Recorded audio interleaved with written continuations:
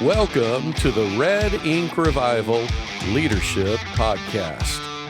I'm your host, Patrick Norris. We're going to grow your leadership through neuroscience, psychology, and theology.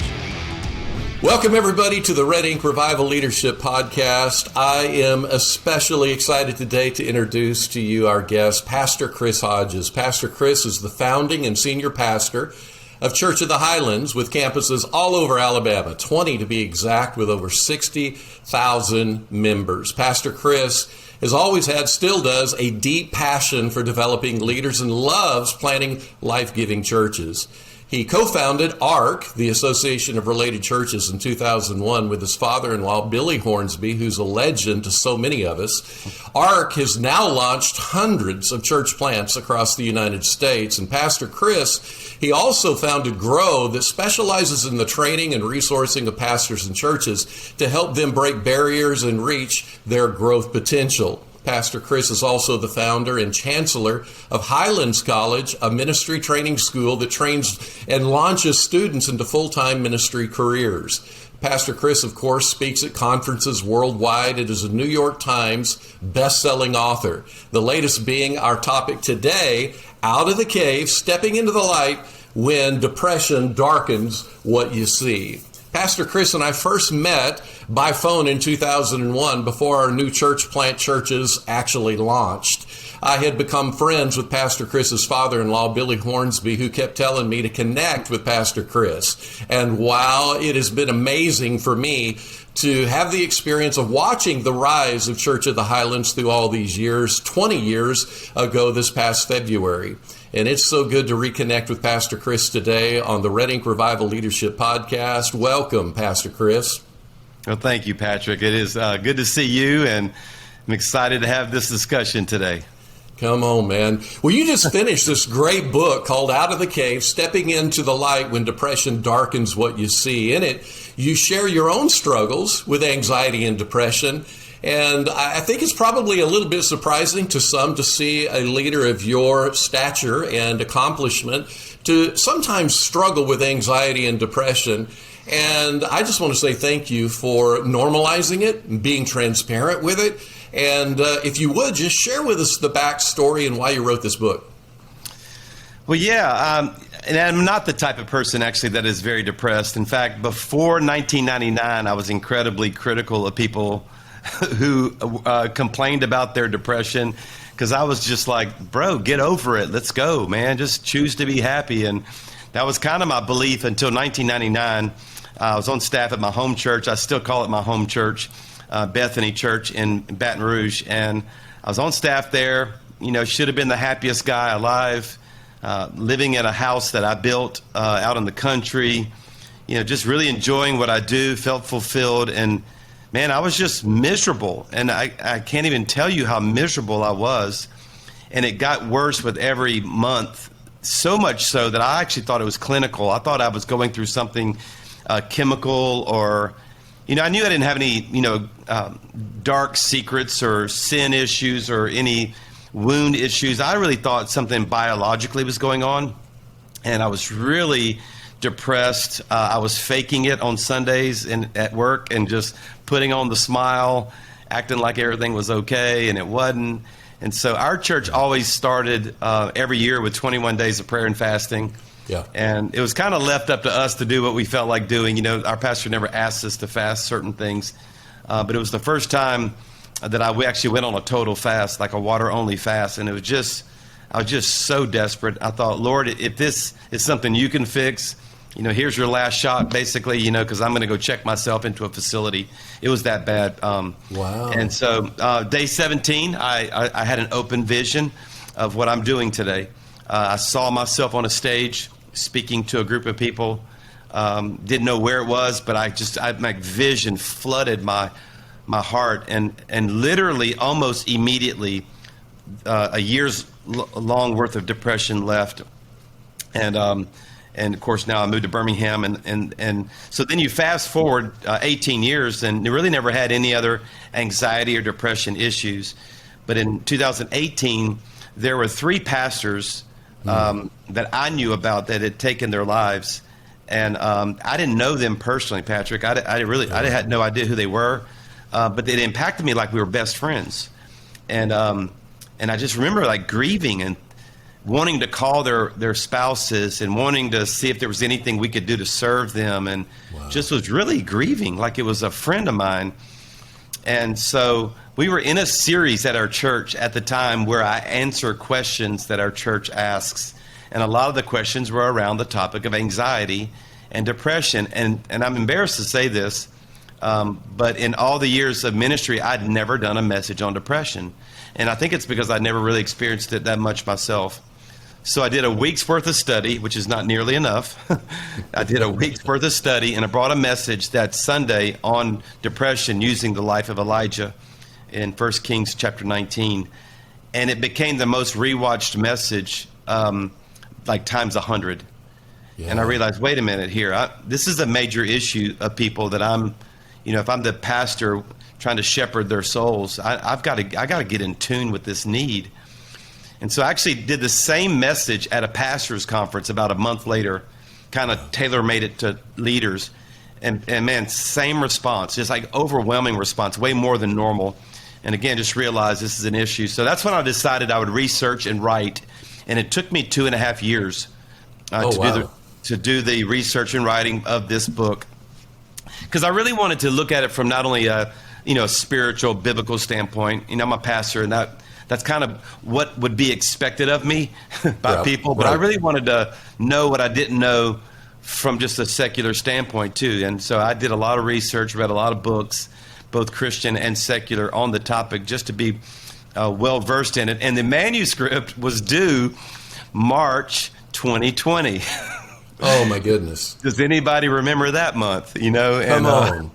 Wow. And yeah, exactly. And then 2020 hit. I'm a few weeks behind. The pandemic made it worse. I'm way behind now. I never worked harder in my whole life as I did that first month, because we're all trying to figure out how to shut our churches down and, when would we go back and how all that was going to look. And I called my publisher and I said, is there any way we can postpone the manuscript due date?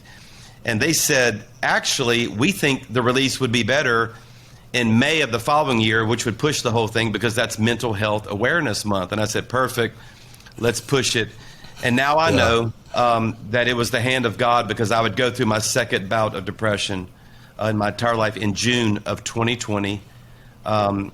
Way darker than what I experienced in 1999. I wasn't at a dangerous place of taking my life or anything like that. Not even close. But I was very close to committing ministry suicide. I was just in a very dark place. It was painful. And now I know it's because the Lord really wanted that in the book. And so I actually got very honest and transparent about what I even experienced last year, in the hopes, Patrick, it always feels like a risk, to be honest, because you feel like you're going to lose people's respect. But I thought, it's worth the risk if it'll help someone else, if I can just be honest about what I experienced. Welcome to the Red Ink Revival Leadership Podcast. My name is Patrick Norris, and I am a husband, father, pastor of 35 years, and a strategic therapeutic mentor to leaders in all arenas of life. I am an inerrantist, a Calvinist Arminian betweenist, a Holy Spirit continuist, and a finished work of Christ redemptionist. Red Ink Revival was designed to create a revival in the heart, soul, and brains of Christian leaders from all spheres of influence. Our team of pastors, psychologists, and therapists facilitate our life-changing leadership, personal growth, and emotional wholeness experiences. Our goal is to bring a revival, an integrated wholeness to pastors, church staff, the local church, and the universal Big C church around the world. This includes marketplace leaders, educators, foster adoptive parents, and so much more. If this podcast is providing value to you, would you consider subscribing to it wherever you get your podcast? Also, please like the episodes, comment on them, and share them on your social media feeds. And one more big favor. If you like the show, please go review it at Apple. And if it's true of you, give us 5 stars. Now let's go back to this week's episode. Yeah. It reminds me of Brene Brown, who says vulnerability, when we share it, feels like weakness to us, but it looks like courage to others. That same kind of thing. It's wild that you did this series and built the momentum content around this before you had this next episode. And in that episode, if you can, just walk us through, what was that like for you to be in the second episode? What were you experiencing? And maybe even what are some of the tools that you used to keep your nostril above water so that you didn't drown? Well, I mean, I was experiencing everything, the darkness. I was ruminating. I was creating more distress the more I would process it. Everybody likes that word now. I need time to process. But as it turns out, processing usually does not turn out well, because you do what psychologists call ruminating. You start adding to the distress. I mean, it's not that the facts aren't true. Just the more you think about them, you can make them much worse and make them feel much worse. And you get in a very dangerous place, this self-talk kind of scenario. But I had a couple of episodes of panic attacks where my heart was racing. I didn't, and just trying to deal with it the best I could. And I felt like I was under some kind of spiritual attack as well, honestly. And that my theology makes room for the fact, that there's an enemy of my soul who's out to get me, so that there's all these natural things in play that I recognize, appreciate, and treat, but that we also have this spiritual dynamic that's taking place. And I write about it in the book because I think it's one of the most overlooked areas of darkness and depression. I talk about it in the book, because Jezebel was not only a person, but Jezebel's a spirit. Yeah. Because she makes one statement, and this great man of God, Elijah, was completely crippled by his fear. The Bible says he ran for his life. And I've seen people experience huge levels of fear and intimidation, which I'm here to tell you, there's some natural causes, but there's some spiritual ones as well. So I had all that going on. Yeah. But Patrick, the one thing that I would say, other than just the grace of God, that saved me is that I was 58 years old. And I had enough experience to know how to do the right thing. And maturity, honestly, brought me through. And what I never did was I never was alone in my thoughts, ever. Wow. So I had people around me. I had great people around me. And I write about that in the book because I'm convinced that it's one of the most important parts of coming out of the cave of depression. And so to God be the glory. It only lasted about 3 or 4 weeks, but it was a long 3 or 4 weeks. But it actually left as fast as it came, because I think, honestly, again, the grace of God and some maturity, I took the right steps and I got through it. Yeah. I think about the spiritual side of that, and, the whole armor of God, that scenario shows the fiery darts of the enemy. Fire is always a metaphor for inflamed emotions, and it's interesting that these arrows have a combustible tip in the original Roman soldiers' armament. And so when it hits, it explodes. And that's very like what we experience when the enemy is coming as the enemy of our souls to inflame our emotions. And then you have what's taking place in the moment. And then for many of us, we have a lot of emotion that's built into our nervous system. It's coded in based on experiences of childhood on up. And Hebrews talks about it being a root of bitterness, springing up. It troubles. Spring up means you didn't see it coming. It was a surprise. And then you get troubled and you have all of that annoyance, that ruminating. You have this kind of tormenting series of thoughts looping, and then finally it defiles. It actually emotionally shifts your sense of identity, your core beliefs. So I do think that is a very true and real part of what we have to deal with. I think about when you say that you were never alone in your thoughts. Can you kind of flesh that out a little bit? It sounds like maybe you invited family and friends to know your thoughts so that you weren't living in secrecy and the power that secrets bring. Is that what you're talking about? Yeah, exactly. I think the biggest mistake I made first round was how I faked my way through it. So I'd learned how to put on the smile, and when everybody asked me how I was doing, I'm okay, because it was not okay to not be okay. Yeah. And I think a lot of people feel that way. I don't think they feel like it's okay to not be okay. They feel like they're expected to be on all the time, and it's especially true of a pastor. I mean, people want me to bring my best every time I set foot on that stage. It's not okay for me to be not okay. But what maturity has taught me is, and honestly, a bit of courage is just to tell people, look at me. I'm not okay right now. And somebody needs to stay close to me right now. And I would tell my wife and my children. I mean, my grown children processed this with me. We were actually attempting to have a family vacation when all this happened. And so we found ourselves, at this vacation spot in the living room at night. And I'm just saying, guys, I'm not okay right now. And I think that saved me. And I called my very best friends and some of my closest mentors. And we were on the phone every day, and they kind of talked me through it, if you will. And I was very honest with God. I told the Lord, I don't think this is fair. I think what I'm experiencing, I was supposed to work for you, and you were supposed to take care of me, and you're not doing your role, And even there, I was able to be honest. And of course, that's not true, but it's how I felt. And I think all of that made it where I didn't try to shove it all in. And my fear is that too many people are going through some type of emotional trauma or depression or anxiety, and they tuck it away and they hide it. And I write about it in chapter 3 of the book, that it's okay to not be okay. And a lot of the help that you need comes from just being a bit more transparent with yourself and with others. Hey, have you ever wanted to explore how your backstory is influencing your present story? Have you ever wondered why you were driven the way you were driven, or why you want the things you so deeply want, or why you might be triggered the way you're triggered?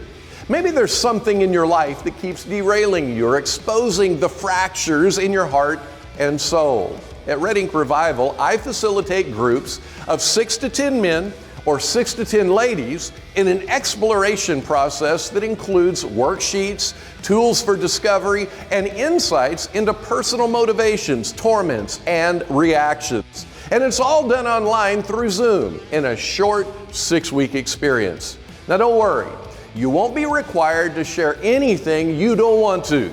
Your story is yours to share when and where you're ready. But first, you owe it to yourself to know what that story actually is. Our alumni report having life-changing experiences and integrations in all spheres of life. They report it actually felt like they entered into a revival. They even say they now lead others like never before as they instinctively map their teammates' own story considerations.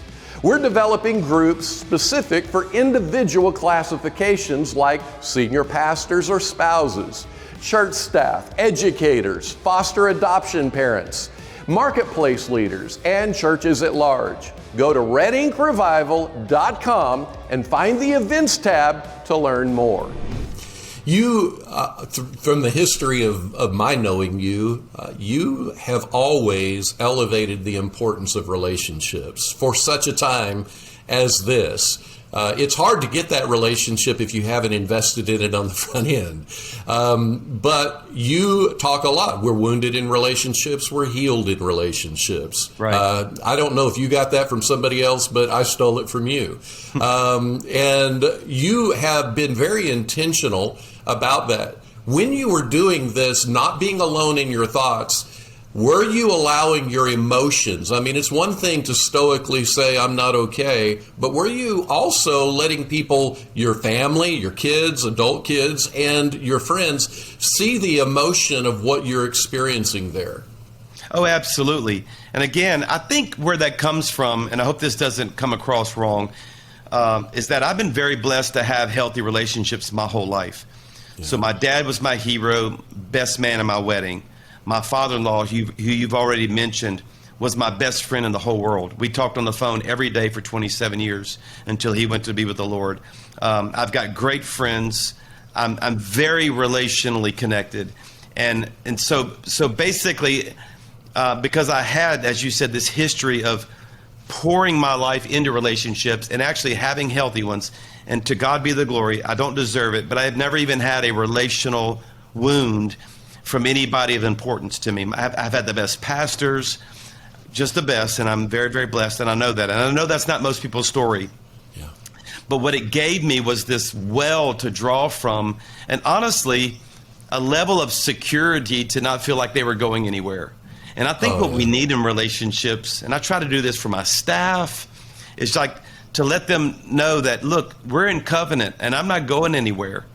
And this, we're together. So you can, because it gives you the freedom to have days that feel like failures if you feel like you're secure in relationships. So I think, yeah, you're right. It's very important to have built these even before these episodes or these events happen. And so I was just kind of listening to my own sermon material, to be honest with you. And I was just trying to do what I tell people every Sunday. It's amazing. When I think about pastors, so now let's go pastor specific. You are such a leader of next gen leaders. You are a developer. You are very intentional in the way that you approach discipleship and mentorship. But surveys tell us 70% of pastors have an ongoing struggle with depression. 70%. And it's not just, somebody that may be less competent or, put in some kind of weakened profile. It's actually some of the highest performers that we ever meet. You have friends, I have friends, and I love it when they go public with it. I love when they talk about the anxiety. I mean, whether it's you, J.P. Moreland, the great philosopher, whether it's Craig Groeschel, so many today are offering transparency about this. But when you look at what goes on with pastors, based on your observation of them, why is it that pastors seem to be facing with a higher percentage or such a high percentage of these depressive issues? I think by and large, at least from the ones that I spend time with, they're lifestyle related. So they have created a pace that's doable, but not sustainable. And they've almost become dependent upon their own adrenaline, and they're calling it anointing. So and you get this rush and this feeling that you start to enjoy that's actually destroying your body chemically. And they violate. Patrick, I rarely meet a pastor, rarely meet one who has a true Sabbath every week. And it's one of the core truths that God gives us. I mean, it's in the top 10 commandments. I always tell pastors, it's ahead of murder and adultery. Yep. Two things that you would never do, but so many violate this simple principle of just having a day where your body and your soul is replenished, and so they created this pace, this sustainable pace. In the words of Johann Hari in his book Lost Connections, he said we need to stop talking so much about chemical imbalances and more about the imbalances in the way we live our lives. I believe that. I think we've created this. And we're more sedentary, but we're more than ever before. We're more indoor than ever before. And there are direct correlations to depression and sunlight. I mean, something that's simple. I mean, so if you add up all of the computer time, social media time, working, 8 days a week time, and then the pressures of the church, pressures of your family, pressures to grow, they've just created something that's just going to implode. And so depression is not a sickness, it's a signal. It's trying to tell you, hey, bro, you can't keep living like this. We've got to make some changes. How would you like to reboot your personal finances this year? How would you like to take control of your money, turning small wins into big results? I want to encourage you to check out my wife Tina's financial coaching business at tinanorris.org. You might be wondering, what is a financial coach? A coach is someone who will personally team up with you to outline financial goals, inspire you with energy, help you stay focused on your goals, and so much more. You can do it all through Zoom, and she provides a free initial consultation, so there's no pain or cost to you for your first steps. Maybe you've been to several Financial Peace University cycles, left with great intentions, but struggled to execute. You need a trainer, a coach, another human that won't shame or judge you to help you stay on track. She works with clients that are single parents, everyday people, pastors and church staff, as well as high-income professionals. If you have friends, church members, clients, or even young marrieds that are launching their financial lives, you will do them all a favor to have them check out this amazing option. If professional athletes need a coach to win the day to fulfill their dreams, then you and I do too. And you won't find anybody better to help you get there than Tina Norris. Set up your free consultation from anywhere in the world today. Go to tinanorris.org to find out all the details. So rather than just looking at depression as being just an evil presence, actually turning towards it and asking the bigger, deeper questions of what are you communicating? Absolutely. What do you need? What's happening in me? And we know, like you said, sunlight, so much of what happens neurochemically, even affecting your sleep cycle, has to do with the quality of sunlight you get in the morning. Then you think of sugar and high carbs, those are impacting. You look at the performance-driven component of us, which as pastors, I do think it's so important that we slow down and we ask why. Why do I need to have such high performance? What is this feeding me with? What do I think I'm getting by virtue of working 8 days a week? Is it something that is me escaping something from even my childhood, how that my brain organized in relationships, that finally, if I could just have whatever the goal is, if I could just get a larger church, if I could get more fame, if I could get more followers, whatever it is, if I could get those things, then my heart can rest, then I can settle, then I can sit back. However, no matter what you accomplish, because the issue is internal, then your accomplishments just be like, well, that didn't do it. I guess I need to do something more.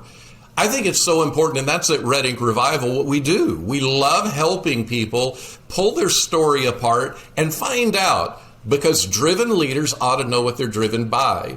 I love how you are processing that. And again, in your book, one of the things I really appreciated is that you quoted from people that aren't stereotypical religious people. They're people who study the sciences. They're people who look at cause and effect. And we gained so much from that. And I just so appreciate it. Back to the pastors. One of the things that therapeutic circles and professionals do is they guard themselves in what is a multiplicity of dual relationships.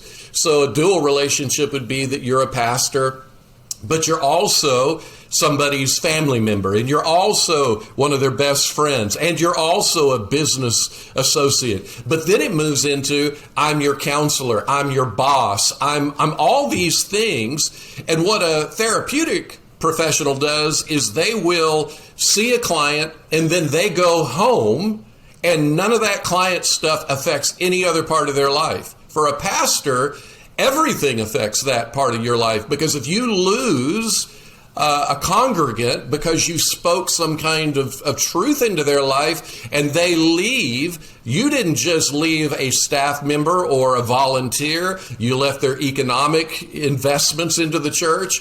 The dual relationships that multiply create such complexity, and then I think that often pastors, they don't know what else to do and begin to feel stuck. They get into the victim circuits. What would you say when you think of the dual relationship component? And then how do you stay healthy? Because 60,000 people attend Church of the Highlands. Holy moly, dude. What are you doing to stay healthy?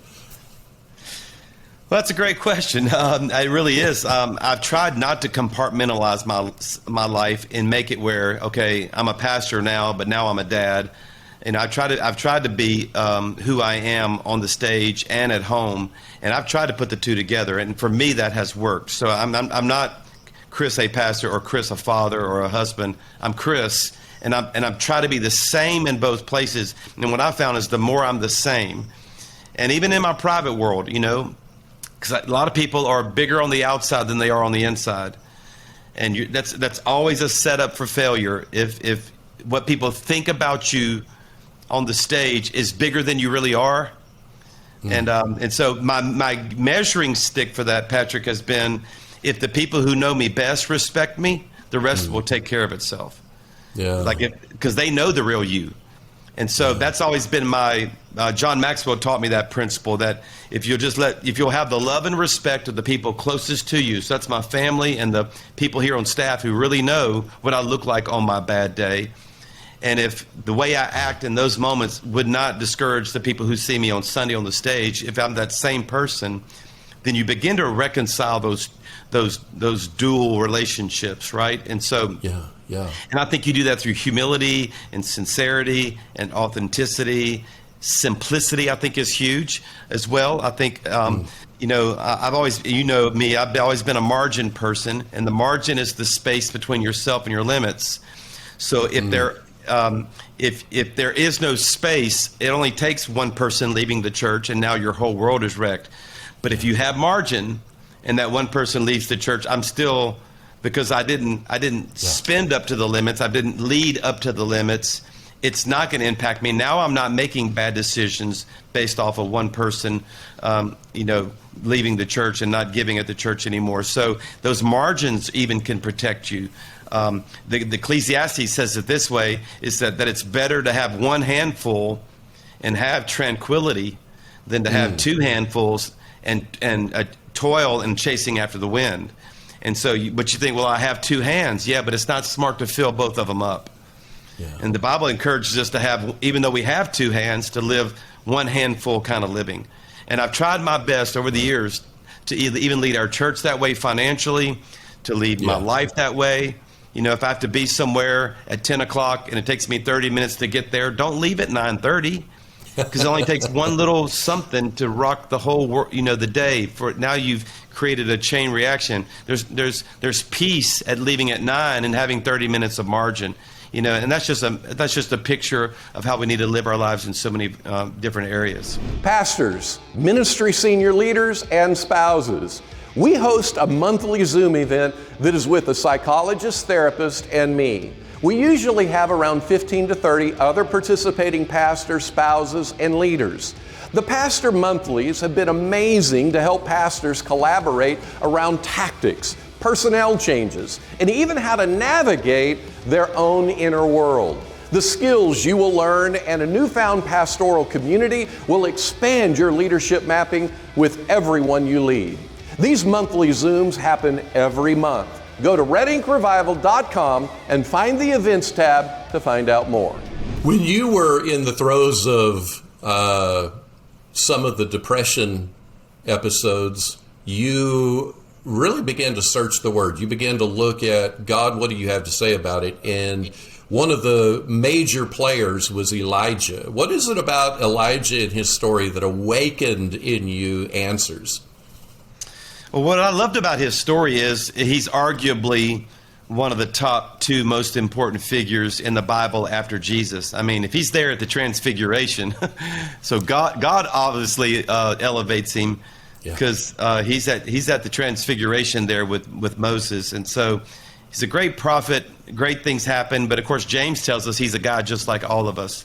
So while he was great, he had enough humanity in him, obviously, to where he would experience what we'd experience. And then 1 Kings 18 is arguably some of the best preaching material in the Bible. I mean, defeating the prophets of Baal, awesome. His prayer ends a 3-year drought. I mean, these are cool stories. And 6 verses later, he wants to commit suicide. Yeah. Yeah. And I think he did I studied 9 different causes of depression. He did at least 6 of them. In about 10 verses, by the way. I mean, in a very short amount of time.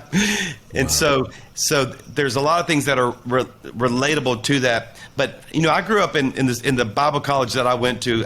My professors they all forced us, they all required us to outline chapters. And so even to this day, whenever I read a chapter of the Bible, I can see points.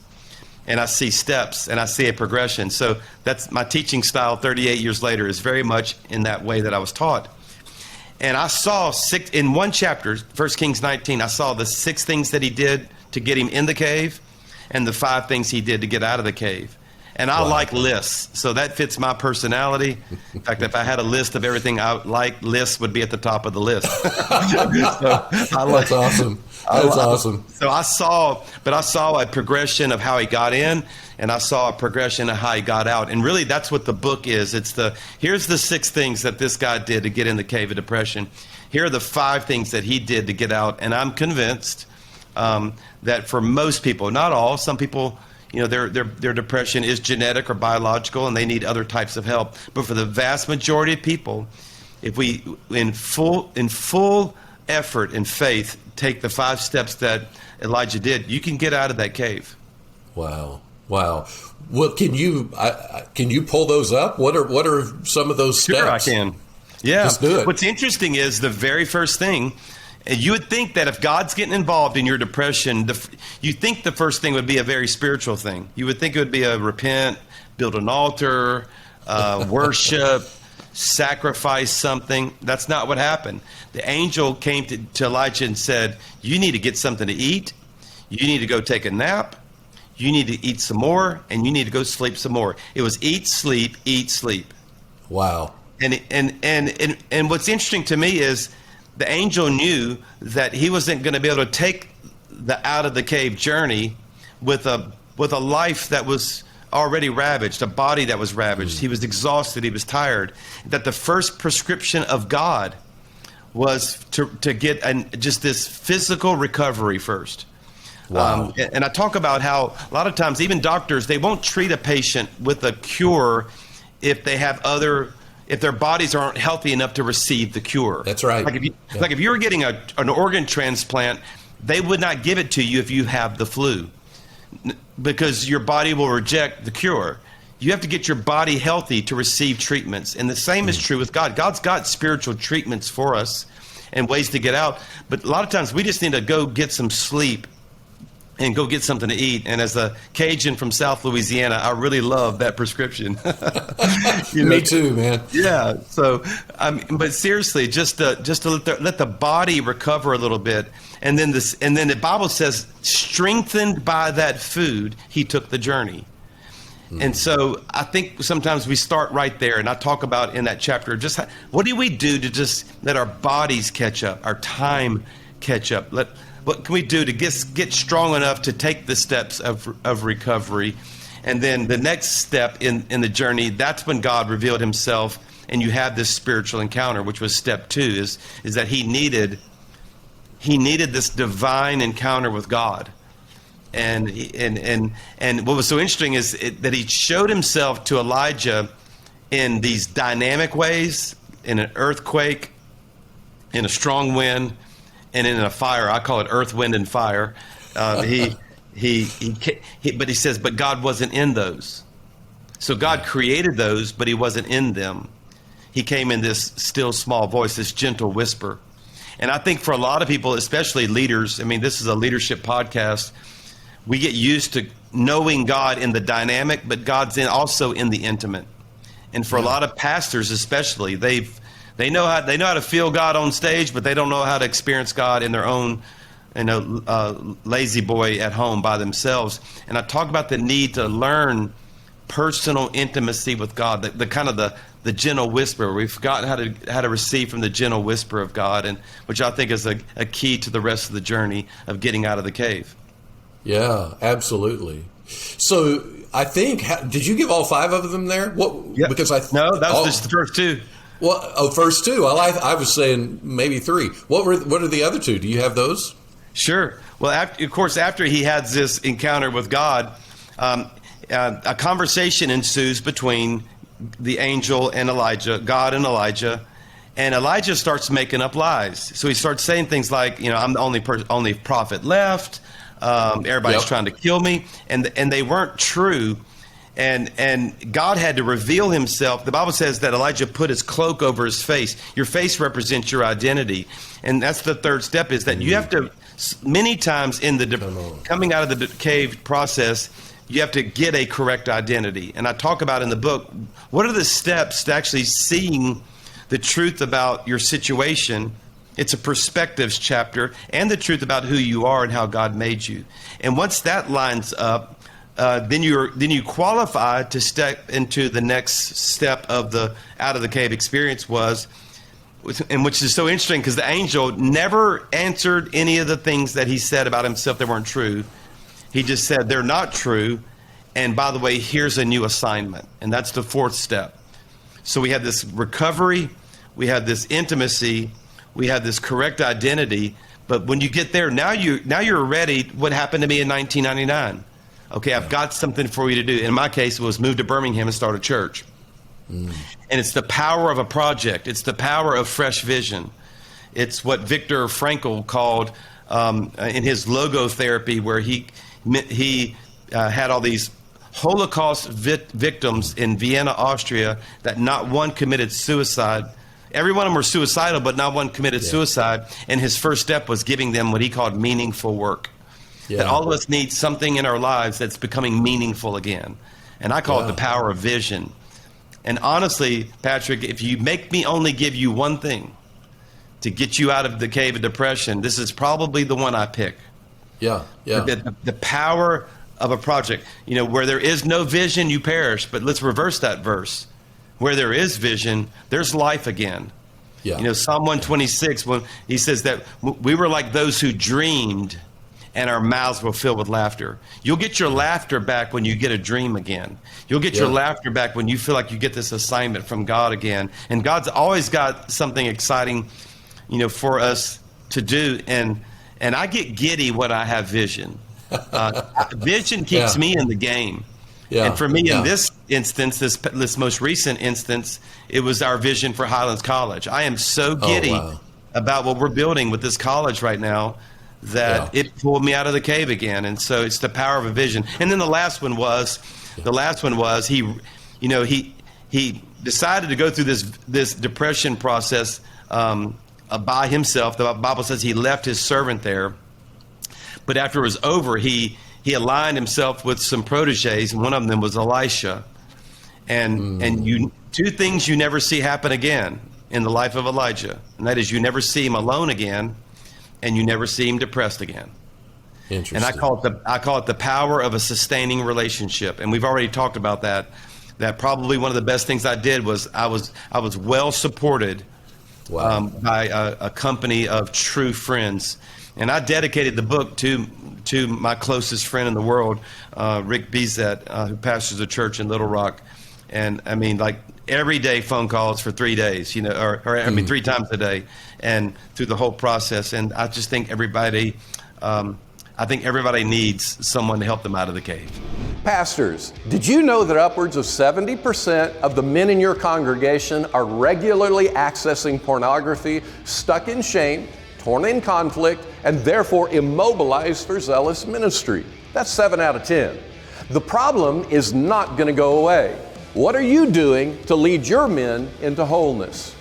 Porn and sex addiction is characterized by undesirable compulsive behaviors that feature incongruence with personal values, and it interferes with normal living, causing stress on their relationships with God, family, friends, loved ones, and possibly even their own work environment. Well, where do you send men to recover and become both whole and integrated? Red Ink Recovery offers a unique program exclusive to porn and sex-related addictions. Our clinical professionals, our psychologists and therapists, have created a transformative treatment process that collects the dots, connects the dots, and corrects the dots that have driven the addictions. Our approach heals the heart, restores the soul, and rebuilds the neuroplasticity of the brain. Our clients find their lives have been wildly marked by Christ as they are given a path for trust being rebuilt. And they are resourced for far greater relationships and intimacy than they have ever known before. All of our professional teammates are experts in the field of sexual addiction. They are all trained by Dr. Patrick Carnes and certified by the International Institute of Trauma and Addiction Professionals. Dr. Carnes is known as the father and curator of modern sexual addiction recovery as a movement. Pastors, we encourage you to recommend your men who struggle to come to one of our intensives. If you are just a simple man that struggles, maybe you're new to the faith or you don't even know what you believe about Christ, be encouraged to join us. We will honor your journey and give you the tools to live in wholeness. To find out more about our porn and sex addiction intensives and when the next one is, go to redinkrevival.com. Well, those 5 points, those have got some heat in them. Those are awesome. I want to congratulate you on Highlands College. Man, the pictures that I'm seeing, the architectural drawings, all the way to what is happening in the updates, beautiful. And then for the Green family to come alongside and partner with you, man, raise the roof. That is awesome. So congratulations on that. Thank you so much. We're very excited about it. You know, in the 90s, I actually taught a religion class at the Air Force Academy, and I kind of got bit by the academy model of learning. I think the modern university setting is a little bit broken, and even so in the Christian world, where students just go to class for 3 or 4 hours a day and go home and study by themselves the rest of their time and take tests. I think the academic side of learning is important, but a bit overrated if it's the only one in play. I think we need personal mentoring. I think we need character formation. I think we actually need places to actually try what we're learning, laboratory experiences. And that's what the academy model is. So they go to class, they learn math and English, but then in the afternoon they're jumping out of airplanes and flying airplanes, and then the next thing they're lining up, showing up on time, making their bed, inspected every day, so their character is being formed. And in the same way, we're building what we think is the first of its kind in the Christian space, a university in the academy model, where they're getting academic instruction, ministry training, character formation, and spiritual development all in one place. So they're full-time students, not just 3 hours a day, and we're very excited about it. I may have to go back to college myself then. You might see me apply. Hey, I wanted to go back to the fourth point around vision. And Dr. Andrew Huberman, I don't know if you ever follow him, but he's at Stanford University, a neuroscientist, just a brilliant guy. He talks about the dopamine circuits, and he says that when you are in a depressed, stuck state, if you identify as a victim and in powerlessness, your brain will support that victim state with the neurochemicals to keep you there. But if you will move into self-empowerment, I don't necessarily have the options in front of me of what I fantasize or ultimately dream about, but I am not powerless. I can do something. And if a person will begin to activate towards that, the brain releases the dopamine, and then a person begins to feel alive and happy and contented again. When I read through the scripture of those verses that you just quoted, the examples that you gave, it's almost as though God knows science, right? It's almost as though God understands the brain. And what he's doing is getting us into empowerment. Even right now with all that's going on in the world, and whether it's politics or Afghanistan, and just the feeling of loss or grief for so many different areas of life right now. Often as Christians, we can get stuck in that victim's position, not realizing that if we just simply begin to pray, if we just pray, we are moving into a empowerment posture, and we activate those dopamine circuits. There's so many different things that a person can do that activates them, and I love that you saw it, you felt it both times. Right. I believe that when you started Highlands, you actually went from that time of fasting, if I have it right, and went to the SEC baseball tournament, which, there's always going to be a lot of God's anointing in a baseball, right? Especially Is that what happened? That's it, man. That's it. You're a Tiger. LSU all the way for you, man. But that isn't that what happened in both occasions? Absolutely. And Frankel would even take it a step further and say, and doing it with a community of friends. So when you join that vision and that excitement with others and have them join you, there's something exciting happening. That was the beginning of ARC. There was 6 of us got in a room and dreamed about planting churches, and to God be the glory. Just this past week, we planted our 1,000th church in America. But that was so it's just something that that God gave us, and that I think everybody has some type of vision and purpose of God for their lives as well. Frankel would even take it one step further and say that you can even take what was distressing, use that suffering to help others who are going through that same thing. And you're right. Frankel thought he created it, and science thinks they created it, but they're just showing how that God always knew. These are what God taught us. I mean, that's the story of Joseph, where God, you intended to harm me, but God intended to save an entire world. And the same is true for every person who's going through something difficult right now, that God can use that pain. That's 2 Corinthians 1. The comfort we receive, we use it to comfort others who are going through that same thing. So, and that's when you can reverse, as you say, the chemicals to the right part of your body and your mind, so that you can come out of the cave of depression. And that's why, if there's one thing I would want people to hear, is that don't see the depression as the disease itself or the sickness itself. See it as a signal. It's trying to tell you something, and hopefully this podcast is even giving people some hope to know that you can not only come out, but you can come out and doing something with your life that makes a difference. Let me break in one more time and tell you about RedInkRevival.com. That is REDINK Revival.com. I want to encourage you to go there and sign up for our blog e-newsletter. Every month it will hit your inbox with a blog post and new special events that will ink your soul with revival. Earlier, you mentioned that you can begin to process. You used the word process. And that it can create drama and ultimately put a person into an inflamed, stuck state. Help us understand what that looks like in contrast to going to a therapist and doing what's called talk therapy, where you're actually pulling it out and you're inviting somebody else into your story. You're still processing it. Have you thought through what is the difference in those two? What is it where a person gets stuck in drama and a person who is actually, it's the grief is getting a chance to come out and process out? How do you think about all that? Well, the difference is that if you're processing with someone else, they're not in the distress. I don't know if everybody's ever noticed that whenever it's not your problem, you can see the solution. But when it's your problem, it's like, what do I do, man? I don't know what to do. But if somebody came to you with that, you would know what to do.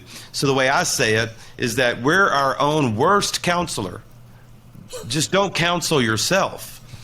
So what rumination is you're not going to involve anyone else. You're going to sit there and I'm going to process this myself. And they call it ruminating because that's what a cow does. They're a ruminating animal, and a ruminating animal eats grass, chews it, swallows it, regurgitates it, chews it some more, swallows it, regurgitates it, and chews it some more. And we all know that every time it comes back up, it doesn't come back up better. It comes back up grosser. It's nasty. And that's awesome. And so do our thoughts. So if you sit there by yourself and you chew it, which is fine to chew it and swallow it, you need to keep it down. It's in the regurgitation of it that the psychologists say we actually increase the distress, expand the story. So that was Elijah. He was alone in the moment, but he wasn't the only one left. And by the way, at the beginning of chapter 18, the chapter before, he was told that there were other prophets. So he even knew it. He knew it. He was already told that he wasn't the only one left. But now you start to lie to yourself. And I'm not saying that what you're going through is not true. It just may not be as bad as you've allowed yourself to think it is, or what you've created it. And that's actually, in my mind, a very dangerous place. So in my case last summer, Patrick, it was like everybody hates me. And by the way, you can tell when you're in rumination because you start to use extreme language. I mean, I feel like the whole world's trying to destroy me. Would destroy you? Really? Is that the right word? I mean, really, when this is over, you're going to be destroyed? Is that? And it's not true. So even extreme language can feed that negative dopamine signal that adds to the distress, and it's just a dangerous place.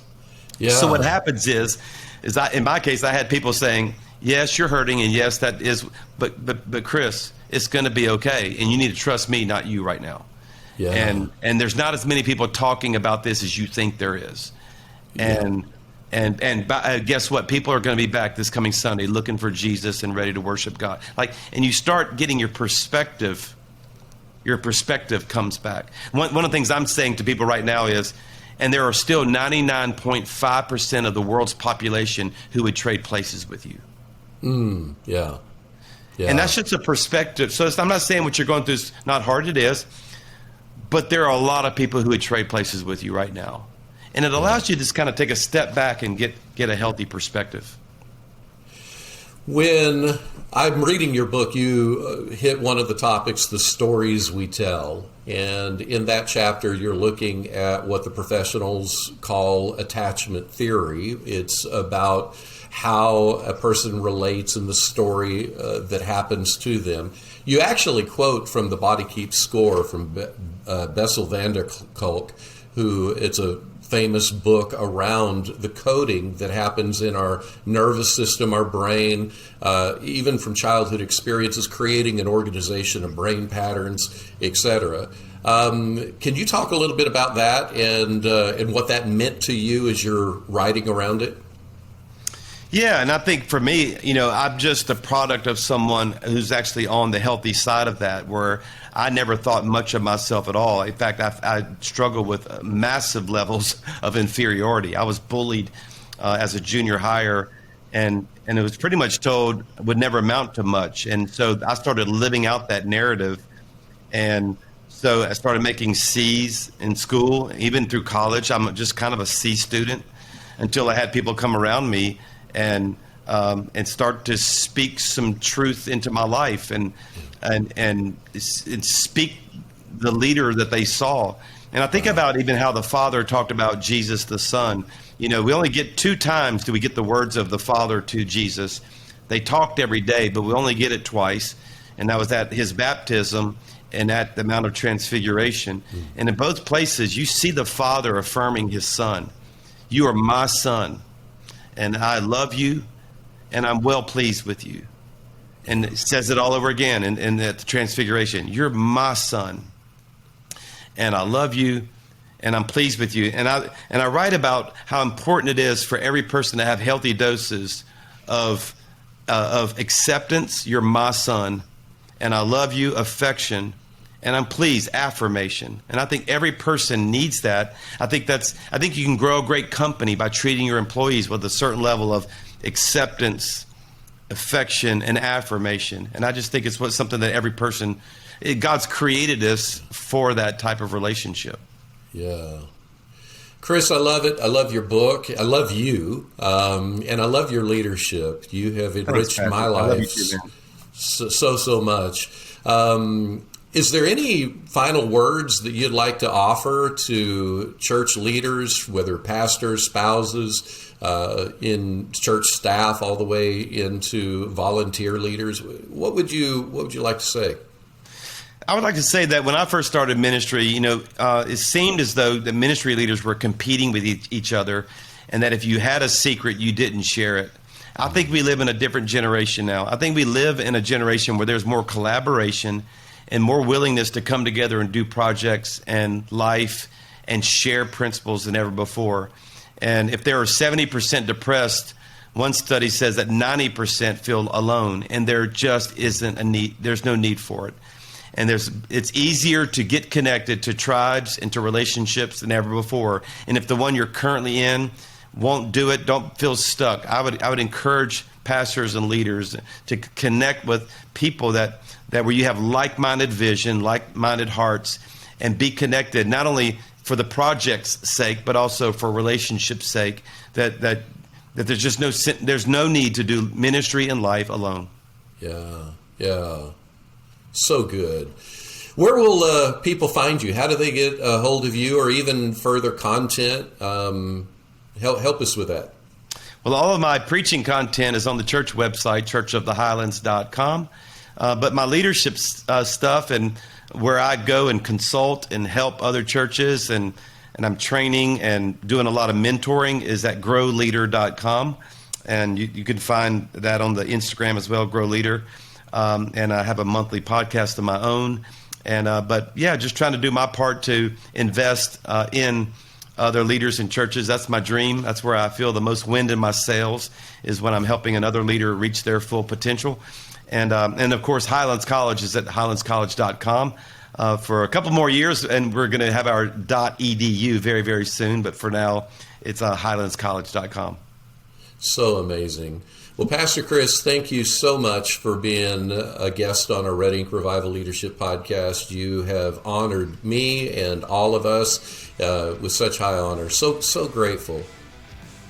The honor's all mine, Patrick, and I appreciate your friendship and what you do to help leaders too.